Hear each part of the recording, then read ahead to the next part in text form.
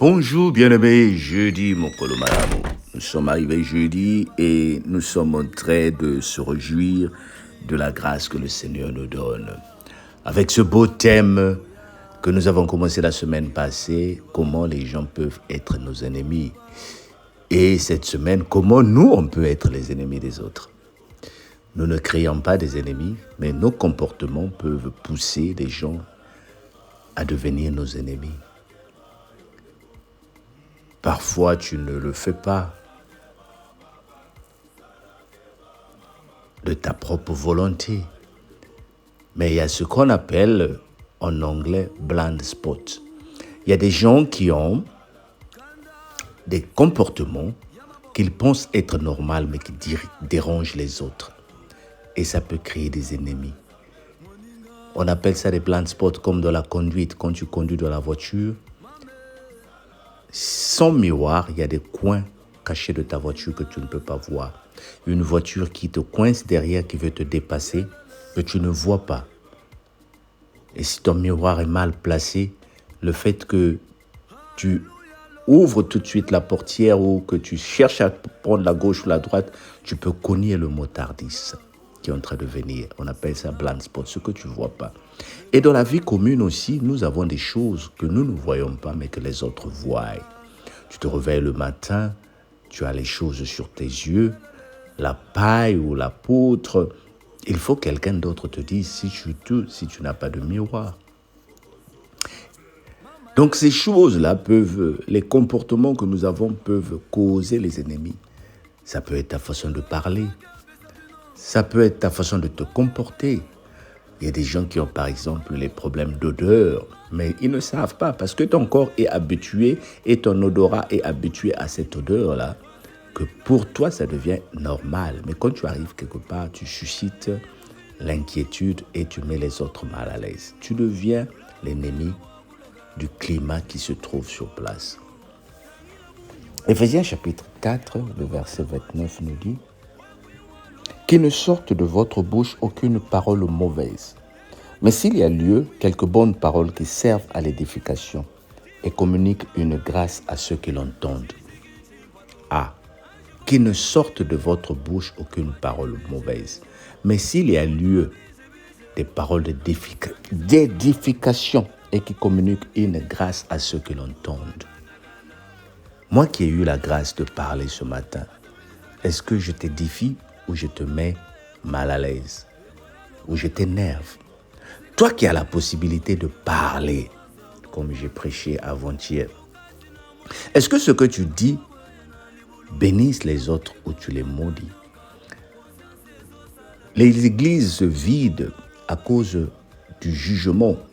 Et je l'insiste, les églises sont vides à cause du jugement mal interprété. Nous oublions par exemple que nos hôpitaux, les églises sont comme des hôpitaux spirituels. Il faut que les gens viennent se faire soigner. Il faut que tu sois patient. Voilà pourquoi les malades, on les appelle patients. Il faut que tu sois patient pour être à mesure de soigner les gens. Mais toi, un malade arrive, tu veux juste qu'il soit guéri. Mais c'est quoi ton travail? Un pécheur arrive, tu veux juste qu'il sorte automatiquement du péché, qu'il abandonne la boisson, qu'il abandonne la cigarette. Oh, tu n'es pas marié, tu habites en cohabitation. Nous sommes en train de mettre le peuple de Dieu mal à l'aise. Voilà pourquoi il préfère rester chez lui. At the end of the day, à la fin, c'est sa vie, c'est son choix. C'est lui qui a décidé de vivre en concubinage avec quelqu'un. C'est lui qui a accepté de vivre comme deuxième épouse d'une personne. En quoi ça te regarde, même si tu es pasteur? Tu vas me dire, mais qu'est-ce que je prêche ce matin? Oui, je prêche la vérité. Les gens sortent dans le monde, ils arrivent dans les bars, ils se partagent les cigarettes, ils sont contents. Personne ne leur fait du mal. Mais nous, les chrétiens, nous sommes devenus les surveillants de ce monde. Je n'encourage pas les péchés, mais acceptons que les gens viennent tels qu'ils sont. Toi, prêche la parole de Dieu sans juger. Toi, prêche la parole de Dieu sans targuer quelqu'un, sans calculer quelqu'un. Prêche. Tu vas voir quand l'esprit va rentrer à la personne elle-même va abandonner. La personne va abandonner ce qui n'est pas bien. Parce que l'eau et l'huile ne se mélangent pas. Si la personne est l'huile, au moment où tu vas commencer à prêcher la parole de Dieu, la personne va essayer de se séparer pour qu'elle devienne l'eau. Si la personne est sale, elle va commencer à se mettre en propreté. Ce que nous devons faire, ne pas confier des responsabilités aux non-convertis, c'est ce que dit la Bible. Si la personne n'est pas encore convertie et tu penses que la personne ne va pas en fonction de le règlement de vos églises, si par exemple dans votre église vous interdisez que les gens boivent la boisson et que cette personne boit la boisson, ne le chassez pas de l'église, mais ne lui donnez pas des responsabilités. Bien-aimés, les choses spirituelles sont très, très, très sensibles et fragiles. Nous avons besoin de gagner des âmes, mais l'âme est dans la chair. Et la chair aime le bien, la chair aime la joie, la chair aime s'amuser. C'est difficile de dire à quelqu'un « change automatiquement ». Il faut lui donner du temps. Nous sommes devenus les ennemis dans l'église. Les pasteurs qui se disputent les postes. Un pasteur qui prêche, qui n'est pas à l'aise de voir les autres évoluer. Tu es le pasteur, mais tu donnes la place à ton adjoint. L'adjoint prêche et que l'église acclame, mais tu deviens mal à l'aise. Tu as peur. De quoi as-tu peur si c'est le Seigneur qui t'a mis là? De quoi as-tu peur si c'est la vision du Seigneur? L'église est devenue un monde de dictateurs où tout le monde doit dire oui. Et si on te contredit, ça devient un problème. Bien-aimés, qu'il ne sorte de votre bouche aucune parole qui mette les gens mal à l'aise, mais qui édifie. Mais il faut que les autres soient à mesure de te corriger, de nous corriger, de nous dire « Papa Alain, là, tu as fait une erreur. Pasteur Alain, là, tu t'es trompé. J'ai changé des paroles de Dieu. Quand les gens m'ont dit, là, tu avais mal parlé. » Les erreurs de français, de grammaire, ce n'est pas un problème. Je peux dire le femme alors que j'allais dire la femme. Tu vas comprendre, c'est glissé. Mais si je commence par exemple à dire, prends Matthieu 7, verset 7, la Bible dit, déposez devant moi vous tous qui avez des problèmes. Mais tu as le droit de me dire, non papa, là tu t'es trompé. Matthieu 7, 7 dit, demandez et l'on vous donnera.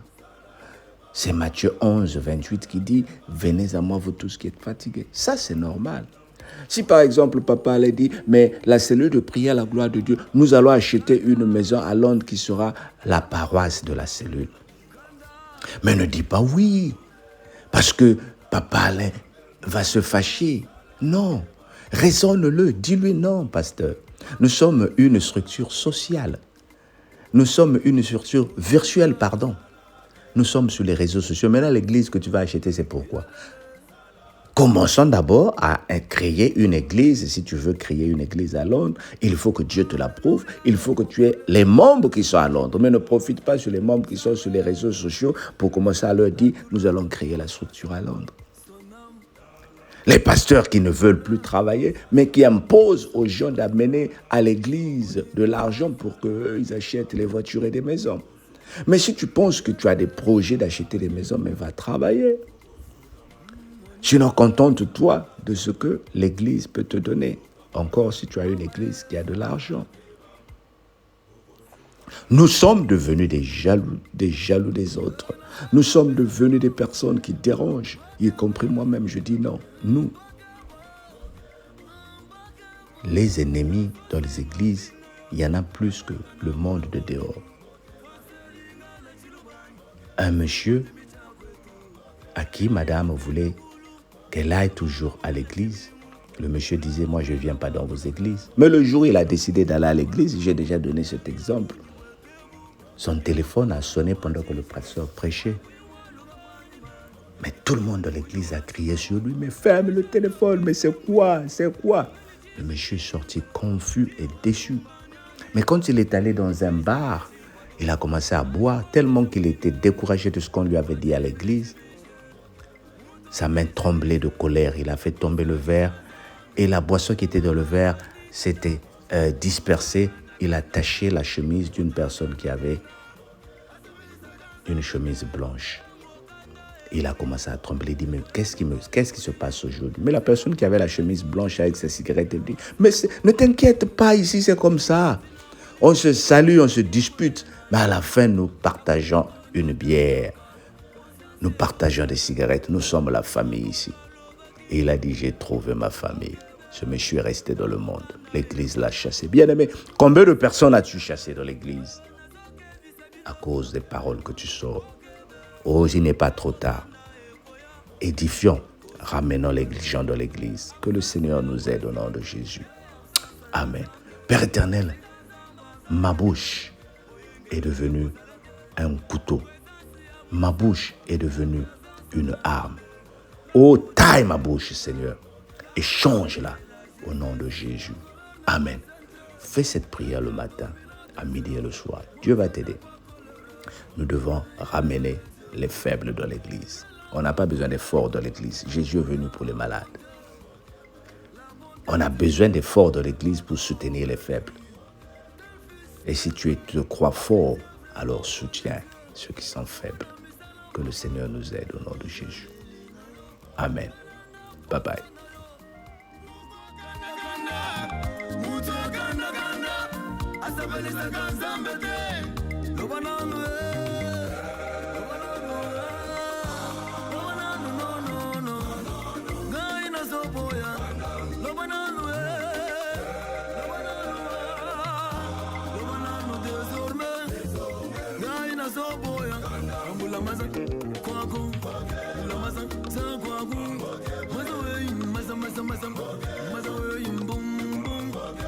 Pourquoi la colère?